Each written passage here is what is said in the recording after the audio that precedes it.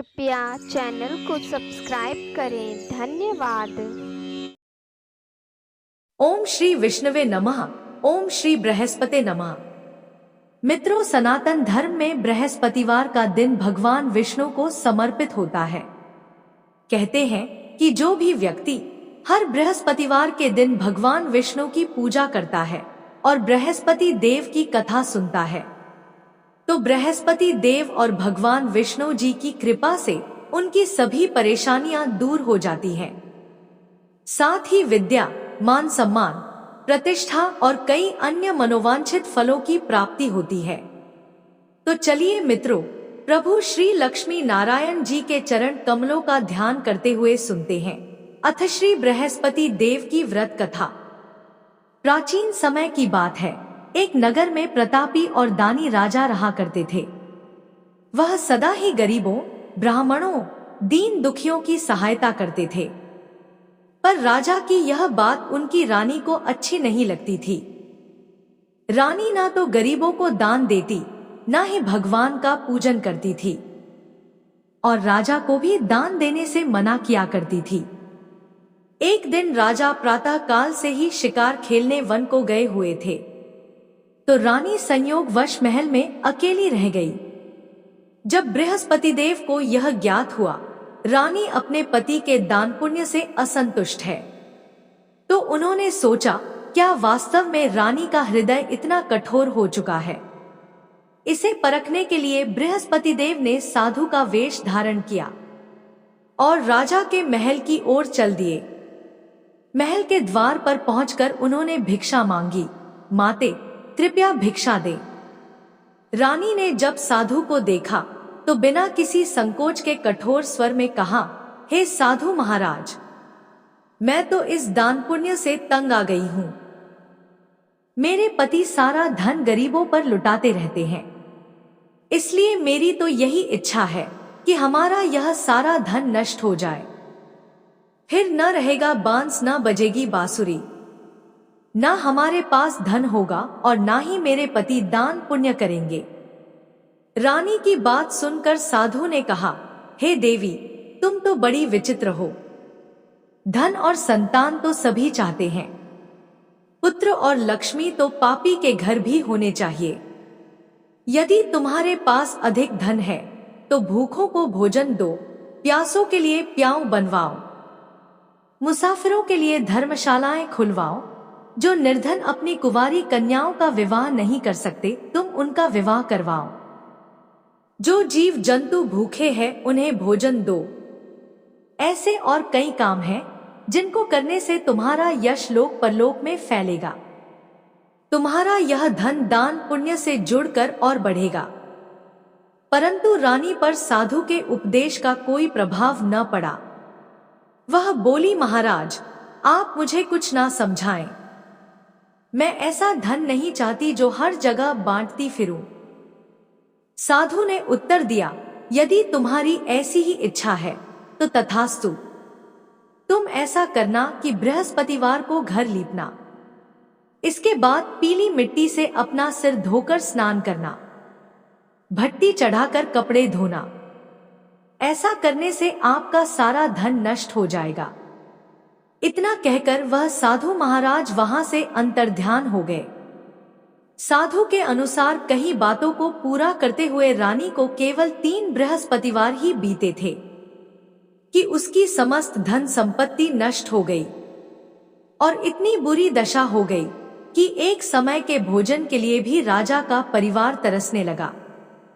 तब एक दिन राजा ने रानी से बोला कि हे रानी, तुम यहीं रहो, मैं दूसरे देश को जाता हूं, क्योंकि यहाँ पर सभी लोग मुझे जानते हैं, इसलिए मैं कोई छोटा कार्य नहीं कर सकता।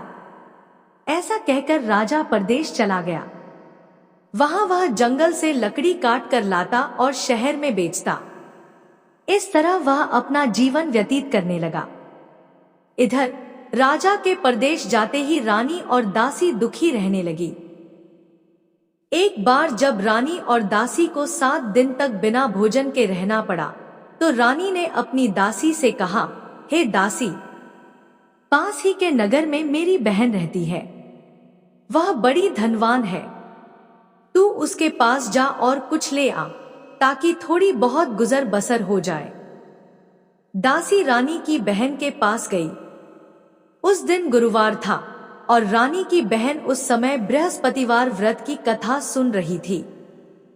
दासी ने रानी की बहन को अपनी रानी का संदेश दिया, लेकिन रानी की बड़ी बहन ने कथा और पूजा अधूरी होने के कारण कोई उत्तर नहीं दिया। जब दासी को रानी की बहन से कोई उत्तर नहीं मिला तो वह बहुत दुखी हुई और उसे क्रोध भी आया। दासी ने वापस आकर रानी को वहां की सारी बात बता दी।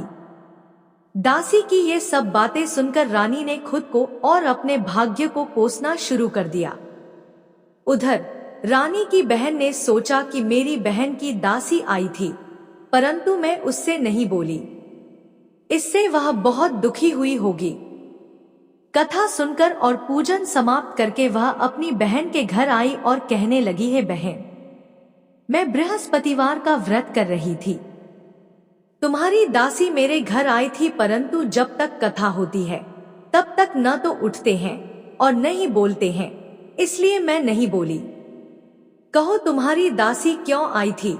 रानी बोली, बहन तुमसे क्या छिपाऊं, हमारे घर में खाने तक को अनाज नहीं बचा। और ऐसा कहते कहते रानी की आंखें भर आई। उसने दासी समेत पिछले 7 दिनों से भूखे रहने तक की बात अपनी बहन को विस्तार पूर्वक सुना दी। रानी की बहन बोली, देखो बहन, भगवान बृहस्पति देव सबकी मनोकामना को पूर्ण करते हैं। देखो, शायद तुम्हारे घर में अनाज रखा हो। पहले तो रानी को विश्वास नहीं हुआ, पर बहन के आग्रह करने पर उसने अपनी दासी को अंदर भेजा तो उसे सचमुच अनाज से भरा एक बर्तन मिल गया। यह देखकर दासी को बड़ी हैरानी हुई। दासी रानी से कहने लगी, है रानी, जब हमको भोजन नहीं मिलता तो हम व्रत ही तो करते हैं, इसलिए क्यों न इनसे व्रत और कथा की विधि पूछ ली जाए, ताकि हम भी व्रत कर सकें। तब रानी ने अपनी बहन से बृहस्पतिवार व्रत के बारे में पूछा। उसकी बहन ने बताया, बृहस्पतिवार के व्रत में चने की दाल और गुड़ से विष्णु भगवान और केले की जड़ में पूजन करें तथा दीपक जलाएं, व्रत कथा सुने और पीला भोजन ही करें। इससे बृहस्पति देव प्रसन्न होते हैं। व्रत और पूजन विधि बताकर रानी की बहन अपने घर को लौट गई। 7 दिन के बाद जब गुरुवार आया तो रानी और दासी ने व्रत रखा। घुड़साल में जाकर चना और गुड़ लेकर आई। फिर उससे केले की जड़ तथा विष्णु भगवान का पूजन किया। अब पीला भोजन कहां से आए, इस बात को लेकर दोनों बहुत दुखी थे। चूंकि उन्होंने व्रत रखा था, इसलिए बृहस्पति देव उनसे प्रसन्न थे। इसलिए वे एक साधारण व्यक्ति का रूप धारण कर 2 थालों में सुंदर पीला भोजन दासी को दे गए।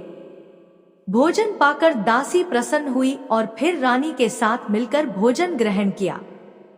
उसके बाद वे सभी गुरुवार को व्रत और पूजन करने लगी। बृहस्पति भगवान की कृपा से उनके पास फिर से धन संपत्ति आ गई, परंतु रानी फिर से पहले की तरह आलस्य करने लगी। तब दासी बोली, देखो रानी, तुम पहले भी इस प्रकार आलस्य करती थी, तुम्हें धन रखने में कष्ट होता था, इस कारण तुम्हारा सभी धन नष्ट हो गया था। और अब जब भगवान बृहस्पति की कृपा से धन मिला है तो तुम्हें फिर से आलस्य होता है। रानी को समझाते हुए दासी कहती है कि बड़ी मुसीबतों के बाद हमने यह धन पाया है, इसलिए हमें दान पुण्य करना चाहिए। भूखे मनुष्यों को भोजन कराना चाहिए और धन को शुभ कार्यों में खर्च करना चाहिए, जिससे तुम्हारे कुल का यश बढ़ेगा, स्वर्ग की प्राप्ति होगी और पितृ प्रसन्न होंगे। दासी की बात मानकर रानी अपना धन शुभ कार्यों में खर्च करने लगी, जिससे पूरे नगर में उसका यश फैलने लगा। इधर एक दिन राजा दुखी होकर जंगल में एक पेड़ के नीचे आसन जमाकर बैठ गया। वह अपनी दशा को याद करके व्याकुल होने लगा। बृहस्पतिवार का दिन था। एकाएक उसने देखा कि निर्जन वन में एक साधु प्रकट हुए। वह साधु वेश में स्वयं बृहस्पति देवता थे। लकड़हारे के सामने आकर बोले, हे लकड़हारे, इस सुनसान जंगल में तू चिंता मग्न क्यों बैठा है? लकड़हारे ने दोनों हाथ जोड़कर प्रणाम किया और उत्तर दिया, महात्मा जी, आप सब कुछ जानते हैं, मैं क्या कहूँ। यह कहकर रोने लगा और साधु को अपनी आत्मकथा सुनाई। महात्मा जी ने कहा, तुम्हारी स्त्री ने बृहस्पति के दिन बृहस्पति भगवान का निरादर किया है, जिसके कारण रुष्ट होकर उन्होंने तुम्हारी यह दशा कर दी। अब तुम चिंता को दूर करके मेरे कहने पर चलो तो तुम्हारे सब कष्ट दूर हो जाएंगे और भगवान पहले से भी अधिक संपत्ति देंगे। तुम बृहस्पति के दिन कथा किया करो। 2 पैसे के चने और गुड़ लाकर उसका प्रसाद बनाओ और शुद्ध जल से लोटे में शक्कर मिलाकर अमृत तैयार करो। कथा के पश्चात अपने सारे परिवार और सुनने वाले प्रेमियों में अमृत व प्रसाद बांटकर आप भी ग्रहण करो। ऐसा करने से भगवान तुम्हारी सब मनोकामनाएं पूरी करेंगे। साधु के ऐसे वचन सुनकर लकड़हारा बोला, हे प्रभु, मुझे लकड़ी बेचकर इतना पैसा नहीं मिलता जिससे भोजन के उपरांत कुछ बचा सकूं। मैंने कई रात्रि स्वप्न में अपनी स्त्री को व्याकुल देखा है। मेरे पास कुछ भी नहीं जिससे मैं उसकी खबर मंगा सकूं। साधु ने कहा, है लकड़हारे, तुम किसी बात की चिंता मत करो। बृहस्पति के दिन तुम रोजाना की तरह लकड़ियां लेकर शहर को जाओ। तुमको रोज से दुगुना धन प्राप्त होगा, जिससे तुम भली भांति भोजन कर लोगे तथा बृहस्पति देव की पूजा का सामान भी आ जाएगा। इतना कहकर साधु अंतर्ध्यान हो गए। धीरे धीरे समय व्यतीत होने पर फिर वही बृहस्पतिवार का दिन आया। लकड़हारा जंगल से लकड़ी काटकर किसी शहर में बेचने गया। उसे उस दिन और दिनों से अधिक पैसा मिला। राजा ने चना गुड़ आदि लाकर गुरुवार का व्रत किया। उस दिन से उसके सभी क्लेश दूर हुए, परंतु जब दोबारा गुरुवार का दिन आया तो राजा बृहस्पतिवार का व्रत करना भूल गया। इस कारण बृहस्पति भगवान नाराज हो गए। उस दिन उस नगर के राजा ने विशाल यज्ञ का आयोजन किया तथा शहर में यह घोषणा करा दी कि कोई भी मनुष्य अपने घर में भोजन न बनाए, न आग जलाए, समस्त जनता मेरे यहाँ भोजन करने आए। इस आज्ञा को जो न मानेगा उसे फांसी की सजा दी जाएगी। इस तरह की घोषणा संपूर्ण नगर में करवा दी गई। राजा की आज्ञानुसार शहर के सभी लोग भोजन करने गए, लेकिन लकड़हारा कुछ देर से पहुंचा, इसलिए राजा उसको अपने साथ घर लिवा ले गए और ले जाकर भोजन करा रहे थे। तभी रानी की दृष्टि उस खूंटी पर पड़ी जिस पर उसका हार लटका हुआ था। वह हार वहां पर दिखाई नहीं दिया। रानी ने निश्चय किया कि मेरा हार इस लकड़हारे ने चुरा लिया है। राजा ने उसी समय सिपाहियों को बुलाकर उसको कारागार में डलवा दिया। जब लकड़हारा कारागार में पड़ गया और बहुत दुखी होकर विचार करने लगा कि न जाने कौन से पूर्व जन्म के कर्म से मुझे यह दुख प्राप्त हुआ है, ऐसा सोचते हुए वो उसी साधु को याद करने लगा जो कि जंगल में मिला था। उसी समय तत्काल बृहस्पति देव साधु के रूप में प्रकट हुए और उसकी दशा को देखकर कहने लगे, अरे मूर्ख, तूने बृहस्पति देव की कथा नहीं करी, इस कारण तुझे दुख प्राप्त हुआ है। अब चिंता मत कर, बृहस्पतिवार के दिन कारागार के दरवाजे पर 4 पैसे पड़े मिलेंगे। उनसे तू बृहस्पति देव की पूजा करना, तेरे सभी कष्ट दूर हो जाएंगे। बृहस्पति के दिन उसे 4 पैसे मिले। लकड़हारे ने कथा कही। उसी रात्रि को बृहस्पति देव ने उस नगर के राजा को स्वप्न में कहा, हे राजा, तुमने जिस आदमी को कारागार में बंद कर दिया है वह निर्दोष है। वह राजा है, उसे छोड़ देना। रानी का हार उसी खूंटी पर लटका है। अगर तू ऐसा नहीं करेगा तो मैं तेरे राज्य को नष्ट कर दूंगा।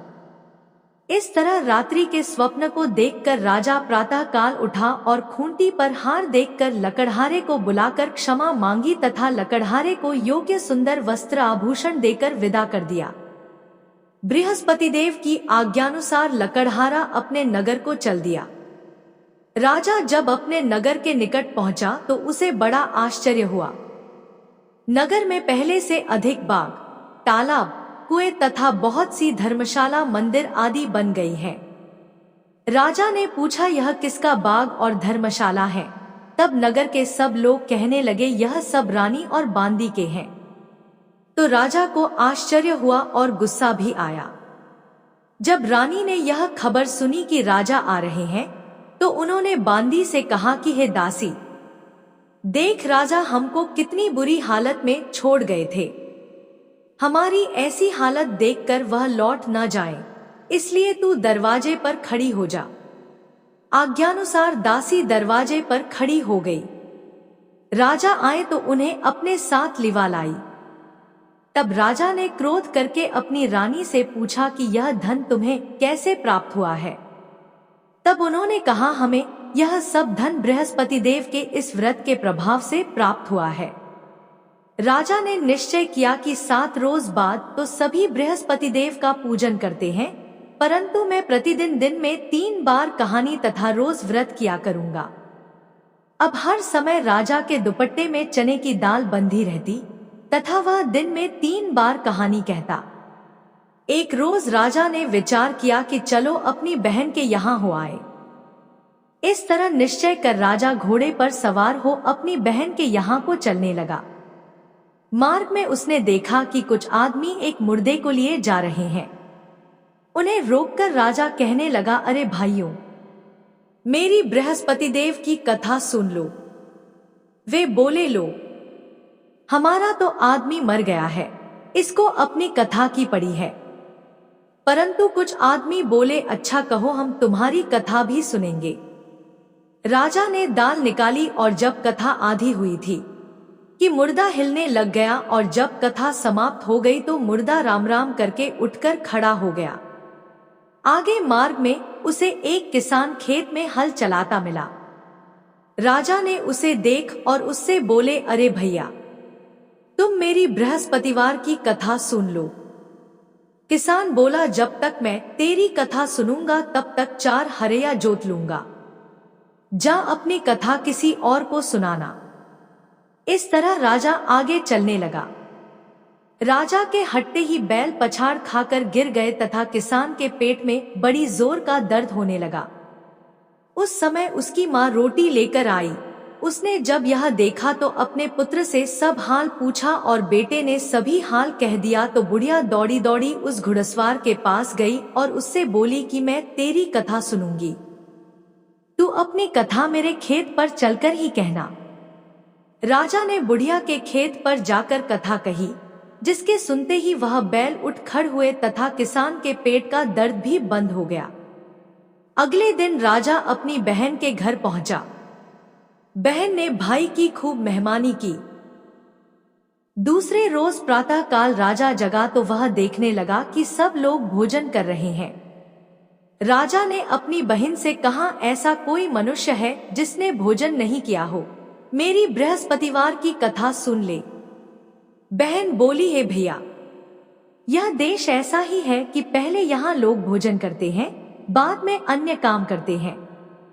अगर कोई पड़ोस में हो तो देख आती हूँ, ऐसा कहकर देखने चली गई, परंतु उसे कोई ऐसा व्यक्ति नहीं मिला जिसने भोजन न किया हो। अतः वह एक कुम्हार के घर गई जिसका लड़का बीमार था। उसे मालूम हुआ कि उनके यहाँ 3 रोज से किसी ने भोजन नहीं किया है। रानी ने अपने भाई की कथा सुनने के लिए कुम्हार से कहा, वह तैयार हो गया। राजा ने जाकर बृहस्पतिवार की कथा कही, जिसको सुनकर उसका लड़का ठीक हो गया। अब तो राजा की प्रशंसा होने लगी। एक रोज राजा ने अपनी बहन से कहा कि हे बहन, हम अपने घर को जाएंगे, तुम भी तैयार हो जाओ। राजा की बहन ने अपनी सास से कहा। सास ने कहा, हाँ चली जा, परंतु अपने लड़कों को मत ले जाना, क्योंकि तेरे भाई के कोई औलाद नहीं है। बहन ने अपने भैया से कहा, है भैया, मैं तो चलूंगी पर कोई बालक नहीं जाएगा। राजा बोला, जब कोई बालक नहीं चलेगा तब तुम ही क्या करोगी। बड़े दुखी मन से राजा अपने नगर को लौट आया। राजा ने अपनी रानी से कहा, हम निर्वंशी हैं, हमारा मुंह देखने का धर्म नहीं है और कुछ भोजन आदि नहीं किया। रानी बोली, हे प्रभु, बृहस्पति देव ने हमें सब कुछ दिया है, वह हमें औलाद अवश्य देंगे। उसी रात को बृहस्पति देव ने राजा से स्वप्न में कहा, हे राजा, उठ, सभी सोच त्याग दे, तेरी रानी गर्भ से है। राजा की यह बात सुनकर बड़ी खुशी हुई। 9वें महीने में उसके गर्भ से एक सुंदर पुत्र पैदा हुआ। तब राजा बोला, हे रानी, स्त्री बिना भोजन के रह सकती है, पर बिना कहे नहीं रह सकती।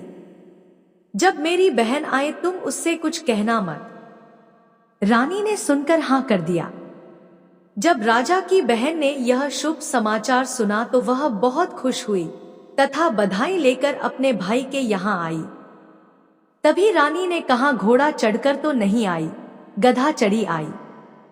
राजा की बहन बोली, भाभी, मैं इस प्रकार न कहती तो तुम्हें औलाद कैसे मिलती। मित्रों, संसार में जो मनुष्य सद्भावना से भगवान जी का पूजन व्रत सच्चे हृदय से करते हैं तो उनकी सभी मनोकामनाएं पूर्ण करते हैं।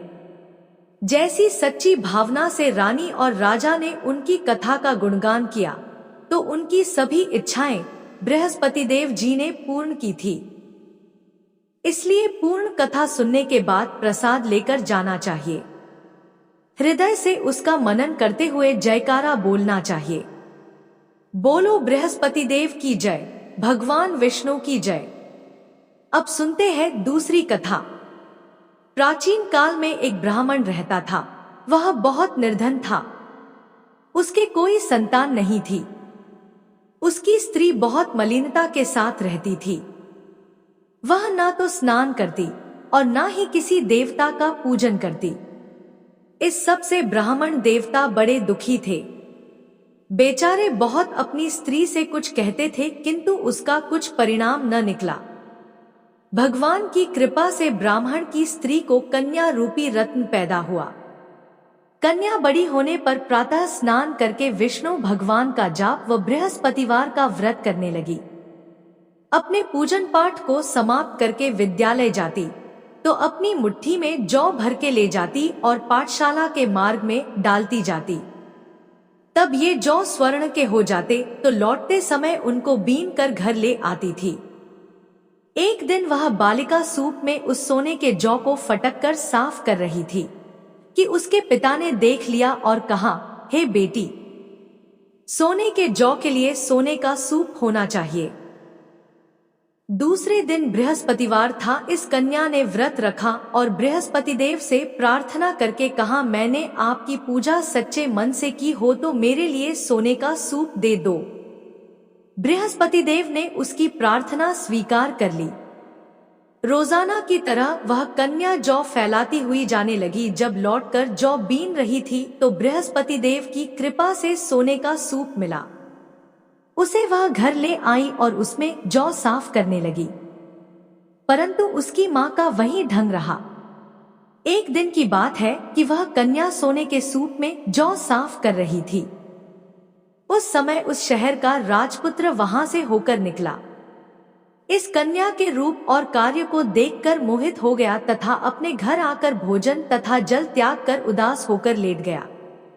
राजा को इस बात का पता लगा तो अपने प्रधानमंत्री के साथ उसके पास गए और बोले, हे बेटा, तुम्हें किस बात का कष्ट है? किसी ने अपमान किया है अथवा और कारण हो सो कहो, मैं वही कार्य करूंगा जिससे तुम्हें प्रसन्नता हो।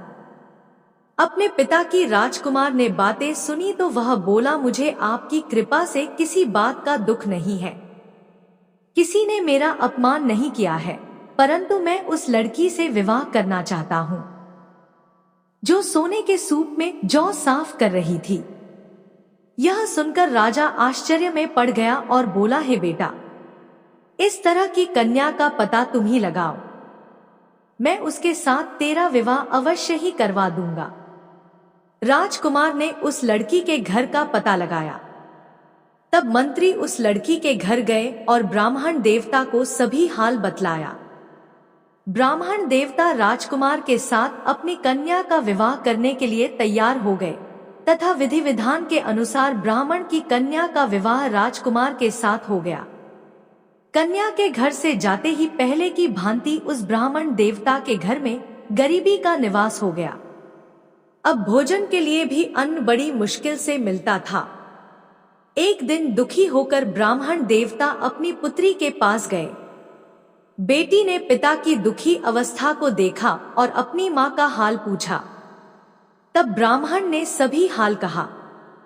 कन्या ने बहुत सा धन देकर अपने पिता को विदा कर दिया। इस तरह ब्राह्मण का कुछ समय सुखपूर्वक व्यतीत हुआ। कुछ दिन बाद फिर वही हाल हो गया। ब्राह्मण फिर अपनी कन्या के यहाँ गया और सारा हाल कहा तो उसकी लड़की बोली, हे पिताजी, आप माताजी को यहाँ पर लेकर आओ। मैं उसे विधि बता दूंगी जिससे आपकी गरीबी दूर हो जाएगी।